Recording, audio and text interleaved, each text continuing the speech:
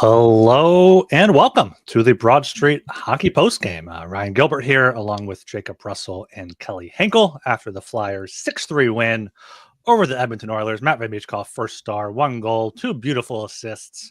How we doing today, guys? How we doing, Jacob? Fantastic. That was a lot better than I thought it was going to go, wasn't it? It was. I said I would do a post game if there was something to talk about, and there's a lot to talk about. So I was at the game, as was Kelly Hinkle. How we doing, Kelly? Awesome. That was a fun afternoon of hockey, if you ask me. Yeah, great afternoon at the Farg. A sellout for the first time in, I don't know since when, maybe the home opener. I can't remember. I was shocked to hear the sellout there. 50-50 was up over 50,000, which was insane to see there. So, yeah, big win over the Oilers there. Matvei Michkov, first star. I think Tippett was the second star, and then Ristolainen with the long third period empty net goal with third star. Yeah, Flyers got an early lead on the Michkov goal. Oilers came back and forth game. We thought maybe I thought for sure the Oilers were coming back in the third period to at least tie it to force overtime. But no, the Flyers were able to keep them off the board in the third period for the 6-3 win. So, yeah, what are you guys' initial takeaways from the game? Yeah, I thought in that third that the Oilers were going to start like having an onslaught, a lot of shots, have a flurry. They never did. Just 18 shots on goal. It was really easy, it seemed, for the Flyers to keep them to the outside and to shut down McDavid coming off of his crowning achievement earlier on in the week. And yeah, it looked really easy for the Flyers, and they really outplayed the Oilers, and they looked pretty much everyone you wanted to see come out hot out of the break was good today, and none other than Matvei Michkov comes out of the break really hot, looks refreshed, looks really good, and is able to put some points on the board. Yeah, Ryan, I'm like you. When they pulled Skinner kind of early, I was like, it's happening. Here it comes. I feel like they're going to get within one, and then McDavid's going to do his McDavid thing, and that's how it's going to end. But they didn't. It's pretty great. Yeah, I mean, they had a power play right before that. I think they may have pulled them during the power play. And yeah, Flyers ultimately outshot them 32-18. According to Natural Stat Trick, expected goals for at 5-on-5 were 2.48 to 1.99. Scoring chances 24-20 in the Flyers' favor, 9-7 for the high danger chances. So yeah, Flyers really did a great job there. There were sometimes in the second period there that the Oilers had some pressure in the Flyers' end, but credit to the Flyers. Looking at the heat map, I mean, all 4 of their goals at 5-on-5 were right in front of the net. Power play goal, Kuzmenko from Konechny. What a celebration there from Kuzmenko, breaking his stick. That was fantastic to see. So I really like him. We've heard a lot about his personality there, and we saw it right away on his first goal. He fixed the power play. Power play. He did it. Yeah, he fixed it. It's all better now. It's just nice to see him. Thomas just changed the outlay there. I see Thomas joining us here, even though he could. Let me add him to the. There he is. There he is. Now Jacob is fully out of the picture. Now Thomas left. Thomas left now. So and now he left. So he just changed the outlook in the middle of the sentence and left. Okay. He probably turned on YouTube and was like, I don't like that. And then he was like, no, guys, you're not supposed to do it. Thomas, we checked this out beforehand. We were like, how are we going to do this? Kelly was like, put me at the bottom, block my face. It's fine. But I don't hate I personally have always been in favor of the around the horn slides. Oh, yeah. I mean, my sit stand desk is as low as it goes, and I'm being blocked. Oh, there we go. My seat's higher. I'm good now. I'm good. This is I can even get you get the light up there. With the light, you got the goal light, you got some Heineken signs up there, you got some beer bottles. Love to see it. Can I turn it? No, that's the wrong. Is it? What's that license plate up there? Maybe this might need batteries. I do want to do a full examination of everything behind you. That's from the Cayman Islands. So there's this rock formation. They call it hell because there's like a bunch of like volcanic rocks that are big and black, like spires sticking out of the ground. So it's called hell. It's really just on the edge of the Cayman Islands, like I don't know, volcanic rock formation. It's just a tourist thing. Classic tourist. We have a flask because me and my sister went to the same university. We're going completely off track here. This is Thomas put it in the Browser Hockey Slack here that Clementine told him to change the outline there. So Elon Musk like shielding himself with a child. Now we can't say anything bad about it. Yeah, why? Yeah. Now he sent us on a whole other. We were talking about the hockey game, and now we're on a whole other. Let's go back. I have the fancy stats up here. Connor McDavid wants to hear about the game. Against Sanheim and York. The Flyers had a 9-5 shot attempt advantage, 6-1 scoring chances in almost 10 minutes of play. But in 5 minutes against Drysdale Sealer, the Oilers had a 7-1 shot attempt advantage, 3-1 scoring chances. So just shows the difference there with Sanheim and York as that top pair. I thought Sealer did a good job. He had a few good sticks, but that must have been against Draisaitl or the third line. Yeah, I think the defense has to be good when you're playing teams like this because they don't stop. Like even the lines that aren't necessarily McDavid or Draisaitl. Victor Arvidsson's going to apply pressure. Jeff Skinner's going to apply pressure. Connor Brown's going to apply pressure. Whether or not he's necessarily doing anything with the puck is a different story. He did have an assist tonight on the Klingberg goal, but the Oilers are always going to push you. And I thought the defense did a really good job of just keeping everything clear in front of the net. Ersson looked a little shaky to begin the game, but he did settle into it. And eventually, he's basically what you have to hope with Ersson is he's good enough to keep it to where when you outplay a team and they have 18 shots on the goal, that you're not going to lose the game no matter what. It might not look pretty, but you win the game ultimately. The 2 points are the 2 points, and that's what you're there for, right? So, I mean, I think the whole defensive structure today. I really like Noah Cates on McDavid. Like that hard match was pretty crazy to see that happen. But yeah, besides that, even Couturier had a strip in the neutral zone that led to the Tippett goal. There's a lot of turnovers in the neutral zone and the offensive zone. Like they had that one takeaway on Evan Bouchard that led to a goal as well. I think the Flyers just up and down the ice, everyone was applying pressure and they defended from the front really well tonight. Yeah, I was going to say it was more than just the defense being good. The team defense overall was good. Like it wasn't just the defensemen having a good game. Defensive structurally is the word I was looking for. They looked really good. And obviously shows in the shot total. Like they really kept the Oilers from getting a ton of shots, which is hard to do when you have the guys that they have up front. Yeah, like Jacob said, Jeff Skinner on that third line, he was making some skating figurations there in the offensive zone, skating around. But yeah, goal by goal. Like the first Oilers goal, I don't know what Ersson was doing with that rebound right to Klingberg. That was real bad. The puck seemed to take some weird skip off the ice, so I don't know if the ice was bad there, but yeah, that was a bad rebound. And then the second one, just Draisaitl being Draisaitl in front of the net with the backhand. And then the Ekholm goal, he made a good initial save. Draisaitl kind of stiff-armed Sanheim there. Was it Sanheim or Zamula? That was a rocket. I think it may have been Zamula there. Yeah, but besides that, I mean, looking at Sam Erisson's game log this season, he's only allowed more than 3 goals in 9 of his now 32 appearances. So if you allow 3 goals, the Flyers should be able to score 4. And this is what the Flyers can do when they're healthy. They got Tippett back. He scored a few assists. Ristolainen back. He played well. Pelletier, Kuzmenko. When this team is healthy, it's frustrating because they could be a bubble playoff team. And we're talking tank. And I posted on Blue Sky this morning, this is the perfect time. It would be very Flyers to go on a winning streak. They got the Oilers. They got to win now. They got a back-to-back against the Penguins.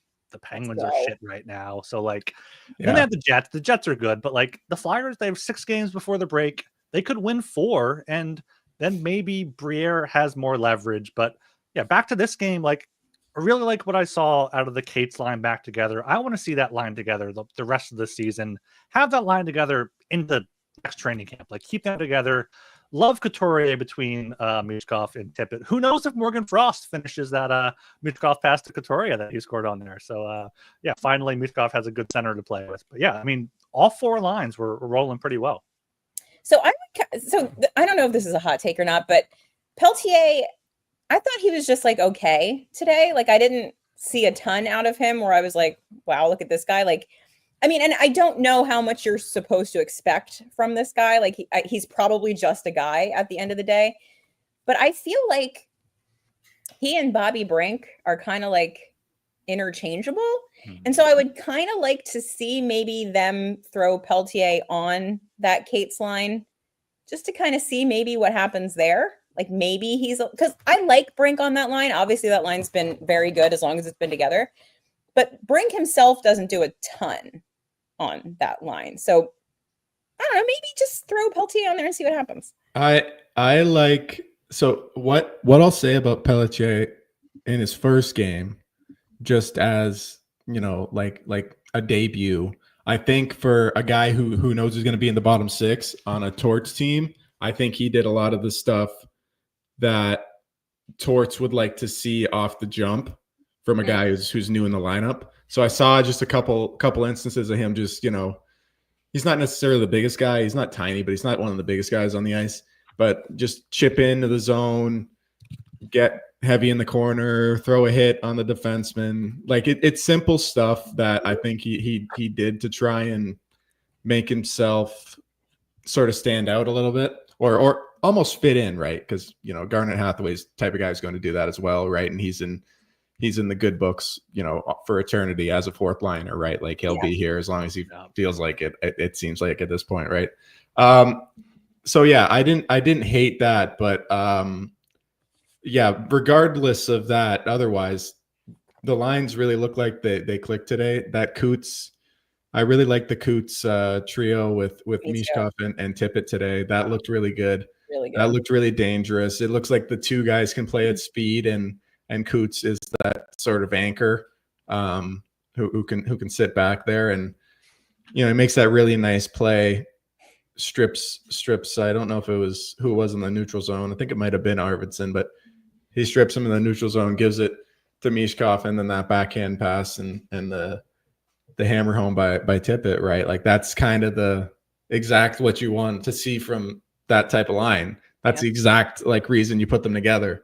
So I think that was pretty cool to see. And like, yeah, what like Ryan said, like that's what I was hesitant with, like starting this year, especially having Ersin. If Ersin wasn't there and it was relying on Fedotov and Kolosov and Cal Peterson and whoever else would have, you know, randomly joined the fold in you know, case of that scenario happening, like I could see it happening where the team could tank, but with Ersin there, like at least being decent to good, having okay stretches. Yeah.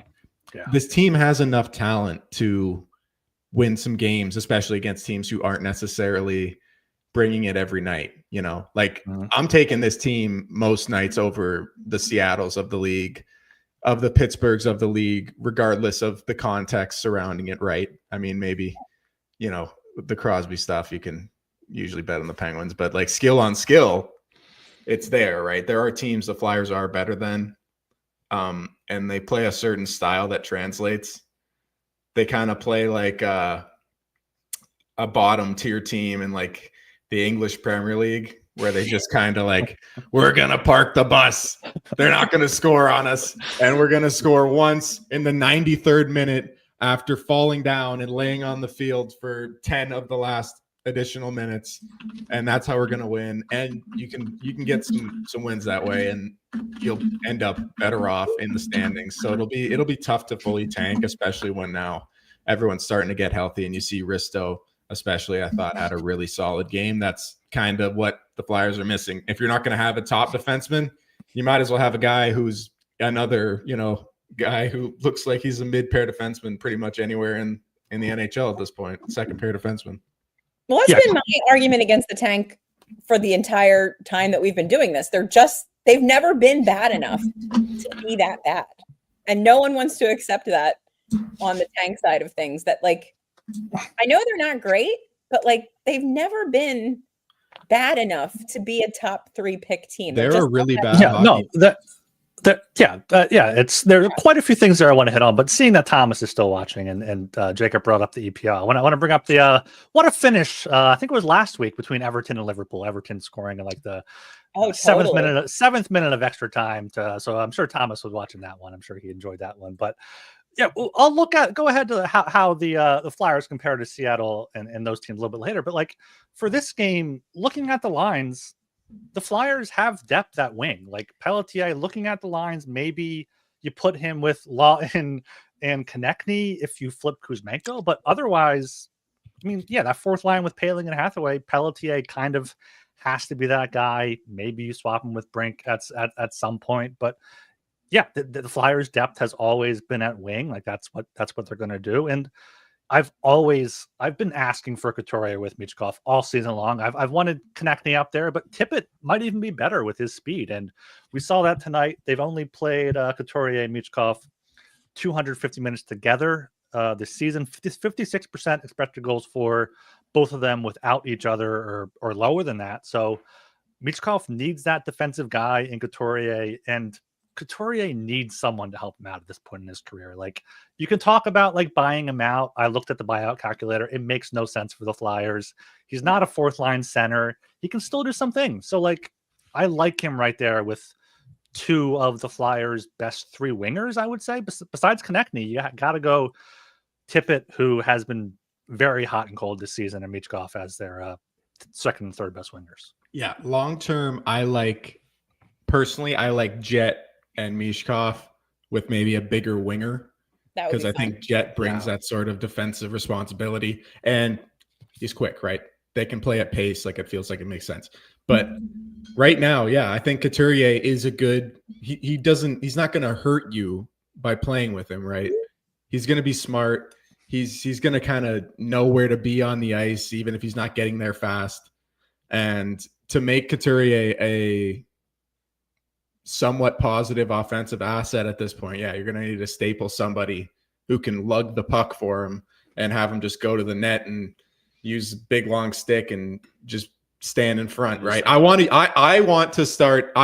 Sean Couturier to become like defensive 3 years ago Patrick Maroon at this point. Like that's what we're going to have to the standards can't be high anymore, unfortunately. He just doesn't have the horses. Like I think if he just really went for it the whole year and tried to be old Coots, he's gonna die. No. He'll die. Yeah. That pass that Meach made to him today was beautiful. Yeah. That was something.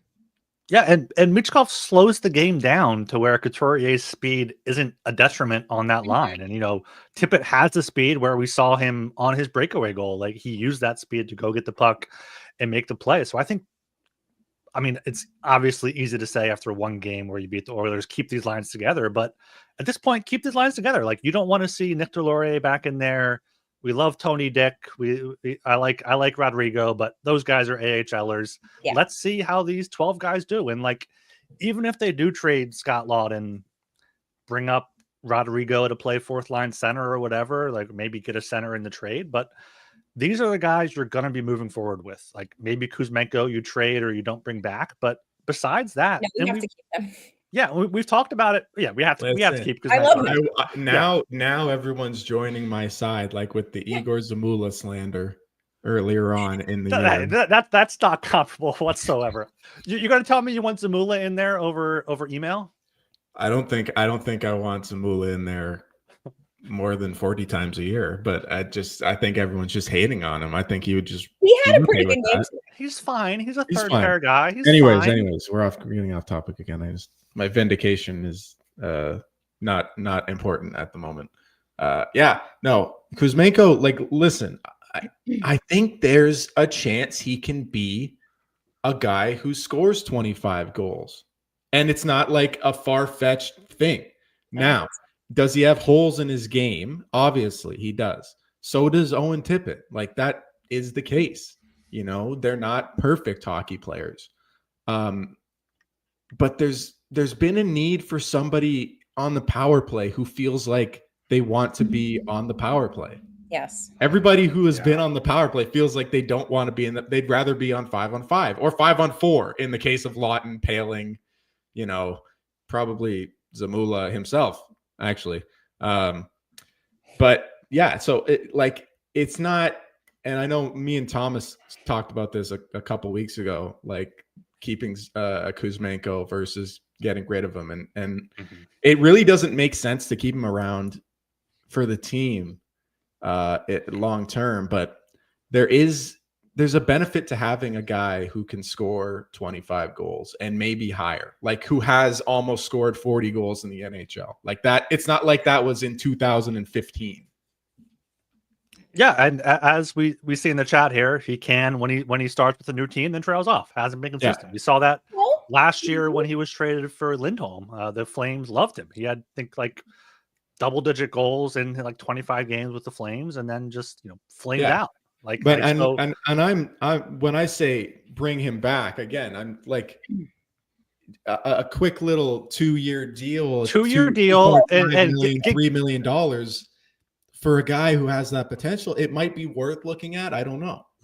Yeah, get the Russian gang in there. Lure Kaprizov here with Michkov and Kuzmenko. Get Rybikin with a late first round pick, early second round pick, and get the Russian gang together. Why not? And I think, Thomas, to Jacob's point, you need a guy on the power play that kind of like cocky, puck hoggy, I'm going to do some dangles and I'm going to make a play. Like, you need that swagger on a power play. And there's not a lot of Flyers guys that have that, either because it's been beaten out of them by John Tortorella, or they're just not those guys. Like, they're more pass first team guys. But like, sometimes you need, a selfish Russian showboat, which is exactly what I want Michkov to turn into. You need multiple. You need multiple of them, because that's what Michkov does. That's what Kuzmenko does. Konechny kind of does that. Like, late in the game, like you look at the Oilers power play: McDavid, Draisaitl, Bouchard, Hyman, and Nugent Hopkins. I think like that's an insane power play. All 5 of those players would play top line for the Flyers. Like, maybe not Nugent Hopkins, but like that's an insane power play, and you need 5 good offensive players on the power play. And I guess Risto, whatever, can be a power play quarterback. Lawton should not be on the power play, but they need someone. I would rather have Couturier there in front of the net than Lawton. That's what I'm saying. That's his next act, is net front guy. Do you think I don't know if you saw Charlie's tweet about them putting him? I don't know if you've heard of him, Charlie O'Connor. Oh, who's that? I think he's like a blogger. No. Anyway, I'm not saying anything negative. He tweeted that having Risto and Lawton getting power play time, Lawton specifically, maybe it's like, broadcasting that they are in fact showcasing him for a move, which I don't hate, obviously. Yeah, and putting Lawton between Konechny and Kuzmenko is like above where he should be playing. Yeah. Like he had that. He had the 2-on-0 with Lawton and Konechny. How did they not score there? I don't know. Because they did the thing they always do, where they pass until they get to the goal line. It was just one pass. It was just 2 passes. It should have been 3 passes. He tried to go 5-hole. It was. They always get too low. They go too far. Stupid. You're so in tight, and the goalie already has his stick down, and you try to go 5-hole. I just don't understand. I just don't get it. The Tippett tip also. Which Tippett tip? The one on the ice. No, I'm being serious. I don't remember. Michkov made a pass to Sanheim. Sanheim went backdoor to Tippett, and he kind of had this redirect. And his stick was in front of his stick was in front of his skates, and it went wide. But the net was wide open net. Like, again, Michkov. I think I put it in the Slack. Michkov could have had 6 or 7 points tonight. Yeah, like, he was legitimately. Yeah, he was crazy. He was all over the place. Yeah. And they need that out of the break. He's one of the Flyers that needed the break the most. Thomas wrote a great article there. Shout out Thomas there with I think he put Couturier in there too. The title was 4 Flyers that need the break, and one of the 4 Flyers was like a group of Flyers. So it was more than 4 Flyers, but Michkov flying out of the break, Couturier looking good. Even Konechny and Sanheim. I know Sanheim played Thursday night. Konechny was in the the press box. But yeah, I mean, those guys even coming back from the Four Nations look good. Yeah, no, I think we may not have completely factored in. Well, Thomas did because he wrote the article, but we may not have completely factored in how much better Matvei is going to look after that break, because I think a lot of why he was sort of up and down throughout the Christmas period, going into January, is most of that's due to just fatigue. I think he's learning the league better. I think he's learning the timing, like how to slow the game down to his speed more. But I think now that he's got more of a full gas tank and he had some time off, right? Like a really decent amount of time to really just like reset, get his body back in order, catch a breath. I think he might actually come out and start pushing again and pushing for that point per game sort of number. I mean, obviously it's going to be really tough to even get close to that, but he'll be up there. I think he's going to really start clicking, especially if they decide to keep that line together that works so well tonight. Yeah, I mean, he's at what, 17 goals now, so he should get to 20. Looking at his start of the season, he had 9 points in his first 8 games. He had 15 points in his first 16, and then 27 in his first 27. And they have 24 more after today. You have 3 points today. So it would not surprise me if he had 25 points in his final 25 games here after the break. And Calder Trophy, he's kind of been counting it out with, I mean, Celebrini been insane. Lane Celebrini looks great. Fantastic. I mean, Dustin Wolf, people I'm talking about. But like, if Michkov can go on another streak where he has a multi-point game, 3 games in a row, like he could potentially get back into the conversation. He's not totally lost yet. He could get there. No, I think he's got a chance if he leads the if he leads rookies in points and goals. I think he's got a pretty good argument, right? It's not like the Sharks aren't going to be good, so that doesn't matter. So. Yeah, Celebrini is just a pretty big betting favorite at this point. He's fantastic. He is very good, and the fact it's also the center bias, right? Too. He's going to play center, even if people don't watch him play center. He is a centerman, and he is a good centerman. Like if you do watch him, he is worth the hype. But yeah, I think if Michkov can lead some of the statistical categories, I don't see why not. He's going to get a good amount of votes regardless. Yeah, as long as he's a finalist over Wolf, I'll be happy. I would assume so. I would assume I'd put him as a finalist over Hudson personally, but that's a hot take coming from a Canadian. There, that's a hot take there. Okay, he's not one of those Canadians. I have no allegiance to the Montreal. He's from the GTA. Yeah, he is from the GTA. Or the Leafs, actually. He's from the Jacob, you have any more notes from this game? Kelly, got anything? Or you want to talk more like big picture stuff? I mean, Did you hear that? Is there a siren? Is there a cat screaming? No, or something? That's just the wind. I don't know how that. Oh, no. That's wild. I've never heard that before. That's terrifying. That was absolutely horrifying.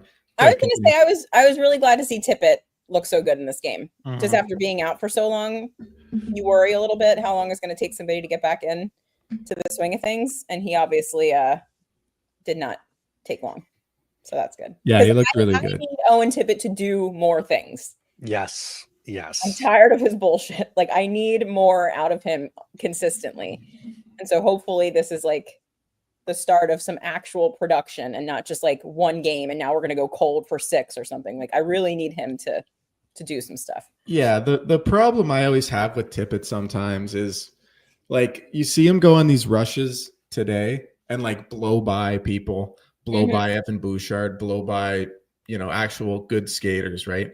And then they'll just go 2 weeks and you don't see that happen. Like those net front drives, they just don't happen. And it's like, it feels like that's pretty repeatable. Like just picking up the puck in the neutral zone and going for a skate. Even on the power play, he just can't, it seems like that should be easier when you have one less person on the ice. But it never seems to materialize. Just do this all the time. It's same with Konechny. I saw they gave Konechny a slingshot pass on one of the later power plays. I think the second of the power plays in the third period, and he goes through the middle, and he's not even really moving. It's like he's trying to anticipate a pass instead of like attacking the defense, and it's like, when you're 5-on-5, or even better, when he's killing a penalty, he's going to go directly to the middle of the ice. Like he's going to take it directly to. He's going to be very direct with his offense, and it pisses me off that when they get to the power play, there's like this passivity to go to the outside and that they have to set up. What are you setting up? There's nothing to be set up here. You are like in the doldrums. You are in the basement.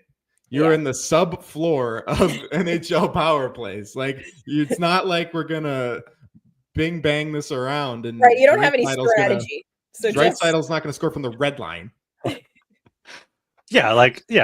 The Flyers are great off the rush. Attack off the rush on the power play. Why not? Like go for it. And it's good now that the Flyers should have 4 guys locked in on the power play with Konechny, Michkov, Kuzmenko, and Drysdale on the top unit. Lawton's there right now. I could see Kate's going there. Maybe Couturier moves up there. But they have at least 3 guys that should be staying together. That sounds like a frustrating group of individuals. I can't lie. It can't be more frustrating than what Rocky Thompson's been doing for the past 5 years or whatever. I guess they're all frustrating, but yeah, they sure are. I can't wait till PP1 Zamula comes back in 2 weeks. Oh no! He is on PP2 right now. I guess with bring. No, we need back PP1. It's coming. Yeah, let's go. It's coming. The snapshots will be back. They'll have eyes. They got eyes, Ryan. They do have eyes. Now Flyers are, I think, 5 points out of a playoff spot behind the Red Wings, who blew a lead to lose to the Wild today in overtime. They're tied for the 7th worst point percentage with the Canadiens and Blues. I think the Flyers are better than both of those teams. Yes. They're ahead of the Penguins and Kraken. They're better than them.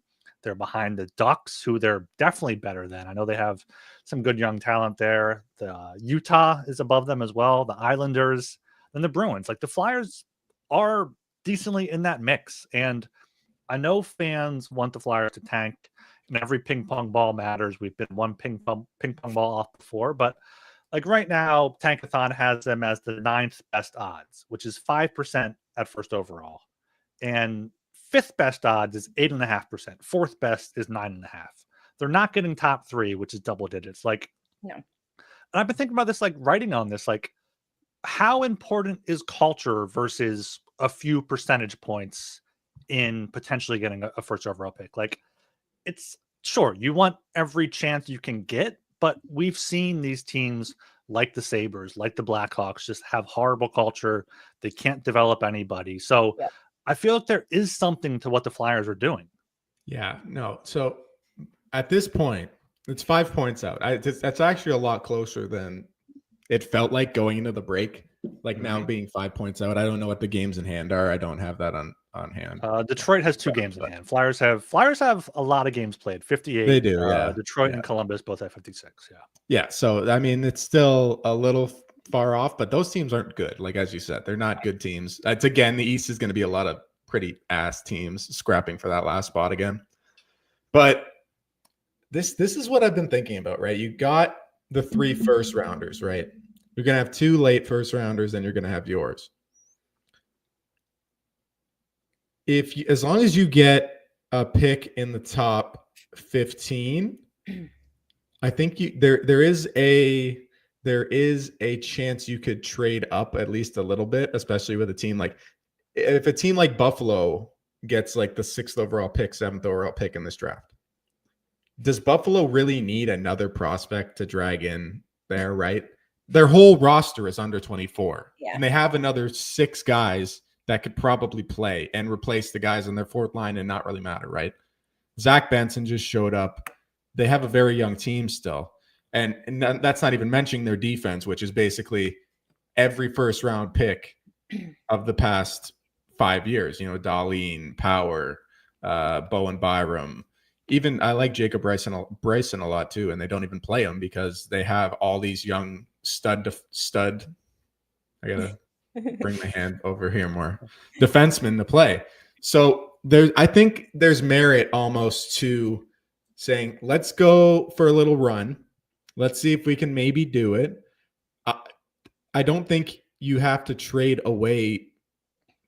Like if you trade away Risto, I still think you could go on a run. If you trade away Scott Lawton, I still think you can definitely go on a run. Yeah. I think it's totally feasible, right?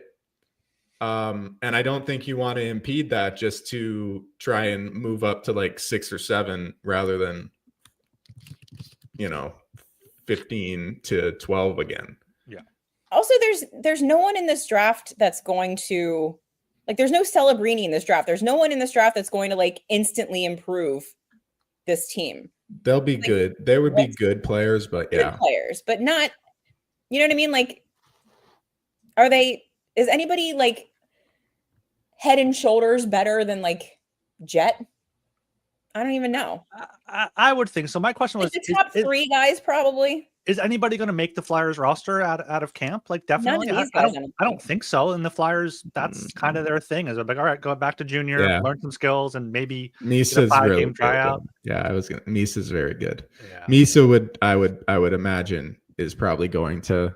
He's a center. Flyers out of camp, I would believe, if they would be there. But he's also like, these are the top 3 guys. We're talking like the top. The Flyers aren't getting up there unless they get lucky, which if you're getting lucky, you're getting lucky at a certain point, right? Yeah. The 4 percentage points in between is kind of, it's not a moot point, but it's kind of close. Yeah. Yeah. So I don't know. I'm hesitant to make the comparison to the Sabres because I don't think the Flyers are anywhere near that. And I think they've been the opposite over their recent history, like where they're always trying to compete and it's kind of bit them in the ass. But at the same time, I will say I don't hate the idea of letting what is a pretty young lineup take a shot at it, especially now that Michkov is here. Rather than just having another year where you're sort of sitting in the 5 to 10 range in the draft, hoping that somebody falls, who you might be able to take a swing on. Like even when the Flyers moved up last year, or even when the Flyers had a high pick in the high, was it 12? It's 12, right? Jay was 12. Traded down to 13. No, 13. Yeah, they had 12. They traded down to 13. Yeah, they traded down to 13. Even when they had 12, they traded down to 13, and then they selected a guy who probably wasn't going to get taken until like 22. Yeah. So I mean, I don't know. Maybe they have the guy in mind already, and it's going to be somebody you can get maybe at 10. Yeah. Because they're already ruling out the Misas, the Matthew Schaefers of the world who are going to go in the top 3, 4. James Higgins, like those guys aren't going to drop to the Flyers unless they get lucky. And I think you can trade back up in this draft. I think if you wanted to get into the top 10, I think there's a possibility, and I think you should be doing that with the amount of picks they have. Yeah. So I think if you work around it, it should be fine. And on that note, I think I saw Keith Jones said maybe on Gargano's show like that the Flyers plan on making all their picks. They have to say that. They can't say, "Oh, we plan on trading up." He didn't say that explicitly, but he did kind of hint at the fact that they think that there's like more good players to be found in the later part of this draft than people are expecting. Great. Yeah, exactly. And if they want to do that, perfect. Cool. If their plan ultimately is to trade up, still say you're using your picks because you want to have that leverage. You can't say, "Oh no, we're going to look to use these assets to trade up," because then teams know, okay, instead of the Flyers offering a 2nd round pick, let's try to get one of their first round picks. Like there's something like that. Like that's perfectly fine with me. Like if they want to use all 6, 7 picks, whatever they have now, if they get an 8th, sure, go for it. Reload that cupboard because after Jet, after Bonk, Barkey, I guess, isn't that kind of next best guy, but they don't have these guys where, the Hextall era, I know it didn't pan out, but they had more prospect depth, and the Flyers need that. They have Michkov, they have Luchenko, who, maybe his ceiling is a 2C, but they need those guys who can be the next Brinks, be the next Forsters, be the next, middle 6, bottom 6 guys to fill out this roster.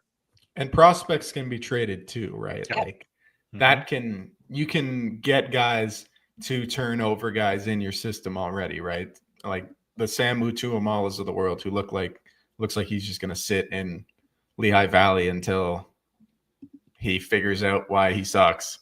Lappy. He could go somewhere else and maybe play.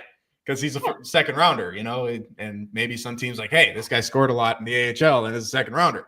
Maybe he's good. But yeah, personally, to me, I would rather trade a couple picks and then make 5 picks. I think 5 picks are enough picks in the first 2 rounds. But yeah, why would you say that? There's no reason to really divulge that information. It doesn't gain you anything, right? Yeah. So we're not going to see till the draft. The draft's going to be a really big moment for the next 10 years of the franchise. It's kind of going to be, there's a lot of things that are setting up to maybe happen or not happen at all. There could be I'm a little scared just because I don't know necessarily how they're going to play it, but it's all going to happen at the draft. I think even the trade deadline necessarily for me isn't really even the event that some people may make it out to be. Like, even if you trade Wistow or Lawton, I don't think you get that much for it. No. So yeah. Maybe you get a roster player. Yeah, it's a huge summer. Like maybe, like we talked about, Jacob, with me, you and Thomas, we talked about with, getting Minton or Cowan somehow for Lawton, like that would slide right in. Get like a Lambert or somebody for Risto, like to slide right in. Like you were saying, if you lose Lawton or Risto, this team can still make a run. And if they don't make the playoffs, they're still kind of playoff atmosphere like games late in the season where they're in the playoff chase, and they're not going to be eliminated until April, especially with how their schedule looks in April. So getting these young guys some experience there. And I think you give them a chance to avenge kind of how last year ended, where it really pissed a lot of guys off how last year sort of went. And I think it's good to give them a push and say, like, hey, you guys aren't losers. You guys can go do this, and we're going to give you another shot at it. And like, yeah, as you said, even trading Risto for one of those guys, right? Like Frazier, Minton for Lawton, Minton would play, right? Like Minton would help you more than likely. He would be another asset to try and help you go and push forward, towards the playoffs, maybe. So I'd also be open to, if you're going to trade those guys, you bring in somebody who maybe needs a fresh start, right? Like a Capo Caco went over to Seattle, Utah. I always get confused between the two of them. It's Seattle, no? It is Seattle. Yeah, I get the confused between the two jerseys. They occupy the same space in my brain. But yeah, the change of scenery guys that could help you now that are established NHLers, maybe you give them a shot, right? There's room on the roster as it's currently constituted, and especially if you're not bringing back Kuzmenko, there's going to be space, and maybe see if somebody wants to give up on someone, get your own Dylan Strome that I think Thomas might have mentioned last time we were talking as well. Yeah, I mean, Strome looks great in Washington. Dubois looks great in Washington. Another good point by Thomas here in the chat I wanted to bring up. Would rather bring a mid-first round prospect into a team with a strong foundation than a top prospect to a team with no support. Yeah, absolutely. Bring a guy in, even if they don't make the team out of camp, they get that experience in camp, get the preseason experience, maybe a few games like Jack got with the NHL team, and they get what they know they need to work on. So yeah, that's what the Flyers are building this rebuild on. The culture, new era of orange here, and it's fun. It's fun hockey. Kelly, you were there today. I was there today. It was a fun environment there. I had fun. Yes. And that's really all we want. And even if they did blow it, it's like, okay, Michkov 3 points, Flyers lose. Good for the tank. Good for Michkov. Had a good time. Got a gritty nightlight. What can be better? Yeah, but I mean, this was honestly, it's extremely Flyers to have a sold out crowd for the first time ever on a Saturday afternoon and then blow it. Yes. So the fact that they did the exact opposite, and then also to have this game going into the carnival tomorrow, it's just the vibes are going to be very good.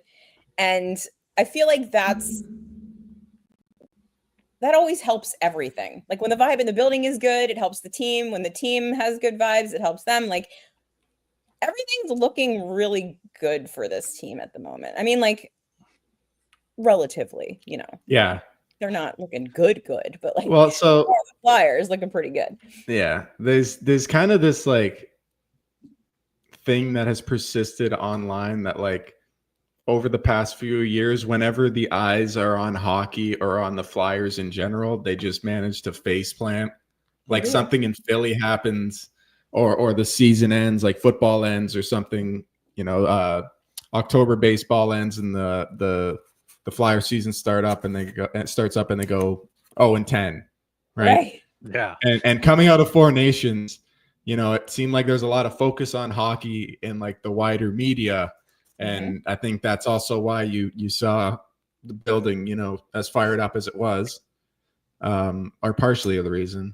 And, they gave them a good show. Like they actually came out to play, and that was one of their better games they've played in a long time. And it felt good to see. Yeah, I mean, Flyers are looking good. Like I've been thinking for a long time, looking in our division, the only team I would rather be definitely is the Hurricanes. The Devils, they have a lot of questions. Jack Hughes is not a big game player, as we saw in the Four Nations tournament. Like they're still good. I would probably rather be the Devils than the Flyers, but there's no Devils fans out there. So the Flyers, their fans don't exist. Yeah, exactly. I'm a Devils non-believer, but Jesper Bratt is really good. But I'm a Devils non-believer. Yeah, and sure, the Capitals are old. The Capitals are old. If the Flyers sneak into the playoffs, they could upset the Caps. The Caps are a paper tiger. I mean, they're Ovechkin's. I mean, Logan Thompson's been good. They have decent guys there, but I think the Caps are not going deep in the playoffs. But in a 7-game series, I'm not sure. Yeah, but like the Blue Jackets, sure, they have a up and coming team. Werenski looks great. Whatever. Rangers, who knows what's going on there. Islanders are always a shit show, and the Penguins are the Penguins and losing 6-2 to the Capitals right now. So like it's the Flyers have Michkov, they have exciting hockey, they have these draft picks. Like, sure, we haven't won a Stanley Cup in 50 years, but hopefully we'll change that in only the next 49 so far. Don't push it. I mean, that's true. We still have a year. We have a chance. All right. Anything else you guys want to bring up here before we close this one out? No, I think we're all good. Yeah. Jacob Pelletier, Andrei Kuzmenko, both were pretty good today. I think they both were, I just wanted to like also add, just because I looked at the comments and saw that. Do you think that is basically the average best combined effort of those two guys? How is that compared to the best combined effort of Morgan Frost and Joel Farabee? It's not there, but it's like it's around there. It's not there, but it's like close-ish enough. But I mean, Kuzmenko had that nice assist in his first game. He has the vibes. He has the goal. And how often was Morgan Frost or Joel Farabee playing up to their potential? Like not very often, very rarely in the same game. So I'm giving Jacob Pelletier a pass. Like this is his first game. He's still learning the systems and whatnot. He played on the fourth line with Hathaway and Paling. I know we love those guys, but they're fourth liners. So yeah, Pelletier, I think Quigley or Thomas is writing something up on his game. So make sure you check that out at BroStreetHockey.com. Just $5 a month for all of our content there. You can get in Discord there as well. But yeah, I don't think it's fair to compare it to Frost and Farabee. Like you got a second round pick as well. And a seventh round pick, it's a swing. And the cap dump. And the cap dump, yeah. So yeah, I mean, Frost and Farabee could have performed as well as Kuzmenko and Pelletier did, and as they will the rest of the season. But I feel like the potential is more for these guys. I'm just happy that Kuzmenko seems to have adequately replaced Farabee's goofy vibes. Yes. Yeah. That was a big loss, I feel like. That was actually legitimately a loss. Yeah. Do we know who took over the household? Do we know who I don't know whose house everyone lives in now. I think they might just be a little sad about it. Yeah. Maybe they just had Chili's. At the Hard Rock, maybe. The Hard Rock. Oh yeah. Wow. Yeah. Okay. All right. So I actually, we'll just mention before we're done, I'm going to be doing something on Broad Street Hockey about who we could see getting called up the rest of the year. Doing plugs now. I'm broadcasting now. I'm broadcasting now. You're stealing Maddie's content. Yeah. No, I Slack messaged her at 3 a.m. because that's when I'm awake. It's not weird. Trust me, it's really not weird. It's not weird. Totally it's my working time. Yeah. Talking about NCAA prospects. So we're getting in the weeds. Oh, nice. Love it. So we're gonna have some more stuff coming up on the website soon. We should be having some good feature content, I think, too. I think we're seeing some good ideas floating around. So yeah, should be fun. Good game to start the break, though. Yeah, totally. Great game to start the break. Flyers got, like I said, back-to-back now against the Penguins at home on Tuesday night. I believe that's a 7:30 start due to some sort of television thing happening. And then at the Penguins on Thursday, not the Jets next weekend, which is going to be a tough one. But Penguins games are always fun. Flyers beat them before the break. Penguins are in shambles right now, so hopefully the Flyers can keep the good vibes rolling. You guys can keep the good vibes rolling at BroadStreetHockey.com. Follow us on Twitter and Blue Sky at Broad Street Hockey. Subscribe to the YouTube, Broad Street Hockey. Kyle, Chasing the Puck, has been doing a fantastic job with some YouTube videos. So make sure you check him out as well. The Broad Street Hockey podcast should be back this week. Joe DiMarini was in Porto for most of this week, so he was having a great time eating some food, having some wine and whatnot. But we should be back so jealous as well. So keep out an eye for all that great content at Broad Street Hockey. And until next time, thanks for listening.